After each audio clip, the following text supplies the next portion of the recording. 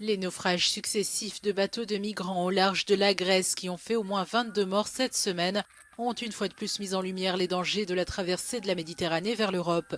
Plus de 3000 migrants tentant de rejoindre l'Europe sont morts en mer l'année dernière. 2 fois plus qu'en 2020 selon l'ONU, qui veut des alternatives à ces fuites désespérées et dangereuses.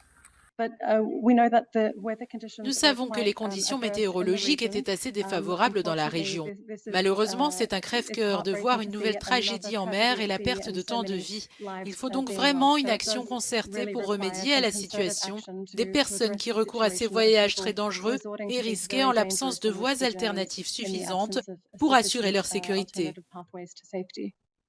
Un voyage en mer depuis les États côtiers d'Afrique de l'Ouest, tels que le Sénégal, la Mauritanie ou les îles Canaries, est long et périlleux et peut durer jusqu'à 10 jours. La Méditerranée est la route de migration la plus meurtrière au monde, avec plus de 17 000 morts et disparitions depuis 2014.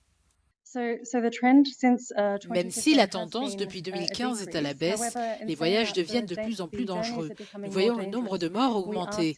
En 2021, malgré 120 000 arrivées, plus de 3 200 personnes ont été déclarées mortes ou disparues sur ces routes et lors de ces voyages. Ces voyages sont donc de plus en plus meurtriers. Le HCR assure que les voies terrestres peuvent se révéler être tout aussi dangereuses pour les migrants. Ils sont souvent victimes de nombreuses violations des droits de l'homme, telles que violences sexuelles ou encore esclavage.